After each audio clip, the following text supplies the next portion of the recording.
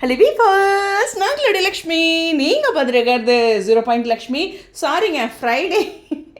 இன்றைக்கி ஃப்ரைடேங்கிறது வீட்டில் சாமி கும்பிட்றேன், பேங்க்குக்கு போகும்போது டேட் பார்க்குறேன், எல்லாமே பண்ணுறேன். ஆனால் சொதப்பிட்டேன். இல்லைங்க, நான் பேங்க்குக்கே போனனாலும் அப்படி தான். இன்றைக்கி ரிவ்யூவில் டேட் பேசியிருப்பேன், இன்றைக்கி என்ன தேதின்னு போய் கேட்பேன். அது கொஞ்ச நாளாகவே அப்படி தான் போயிட்டுருக்கேன். சரி, சாரிங்க, பெரிய சாரி.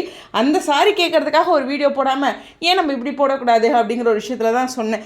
ஏன்னா நான் எனக்கு டைம் கிடைக்கும்போது பிரணா வச்சுக்கிட்டு சேலஞ்சிங்காக தான் இருக்குது. நான் ஒவ்வொரு டைமும் தம்பியை சொல்லணும் அப்படிங்கிறது வெரி சாரி.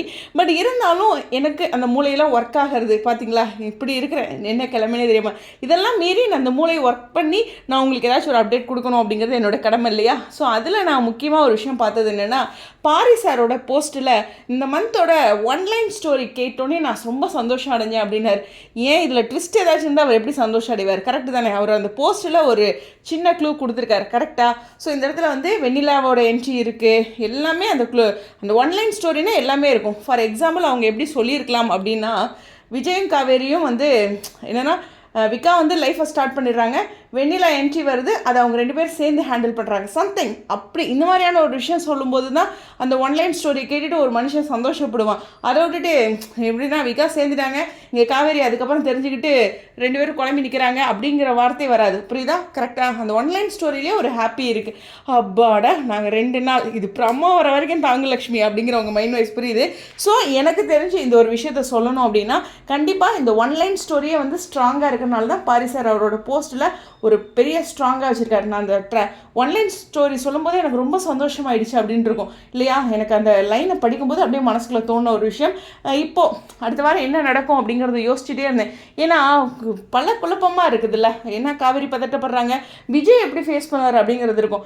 பாரி சார் என்ன பண்ணுறாருன்னா, ஒரு சின்ன ஹிண்ட்டு கொடுத்துட்றாரு.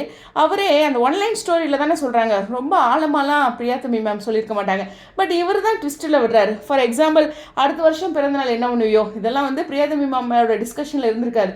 அவங்க ஒரு இது சொல்லிட்டு போயிருப்பாங்க, இவர் தான் ட்விஸ்ட் அடிக்கிறாரு.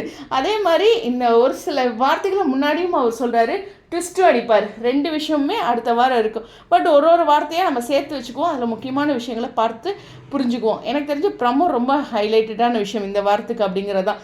அது மட்டும் கிடையாது, இந்த ஒன்லைன் ஸ்டோரி ஹாப்பியான விஷயம் இருக்குது அப்படிங்கிறதுனால. ஏன்னா அவரே ஒரு சந்தோஷம் அடைஞ்சேன் அப்படின்னு சொல்லும்போது அதில் ஒரு ஸ்ட்ராங்கான விஷயம் இருக்குது. 2 பேரும் லைஃப்பை சேர்றாங்க, அதுக்கப்புறம் இதெல்லாமே ஃபேஸ் பண்ணுறாங்க சேர்ந்து அப்படிங்கிற மாதிரி தான் இருக்கும். வெண்ணிலாவோட என்ட்ரி இருக்கும்ட்டு. ஸோ இந்த பாசிட்டிவான அந்த ஒன்லைன் ஸ்டோரியை தான் உங்களுக்கு நினைவுபடுத்துகிறேன். ஏன்னா அடுத்த வாரம் என்ன ஆகும் அப்படிங்கிற ஒரு விஷயம் இருக்குது. எல்லாமே முடிஞ்சு நாங்கள் சந்தோஷமாகவே இருக்க விட மாட்டேங்கிறாரு அப்படின்ட்டு இந்த டைரக்டர் சார் மேலே ஒரு வருத்தம் இருந்தாலும், போன வாரம் ஃபுல்லாக குலதெய்வம் குலதெய்வம்னு சொல்லிட்டு இருந்தீங்களே, அதை மறந்துடாதீங்க. நடந்த விஷயங்களை அதாவது நடக்க போகிறத பற்றி நினைக்கிறத விட நடந்த விஷயங்களை நினைக்கிறது வாழ்க்கையில் ஒரு சந்தோஷத்தை தரும். அதாவது பாசிட்டிவான விஷயங்களை நினச்சி அது மாதிரி இந்த 2 நாள் அப்படி வயலின்லாம் வாசிக்காமல் இது மாதிரி யோசிங்க, ஓகேவா?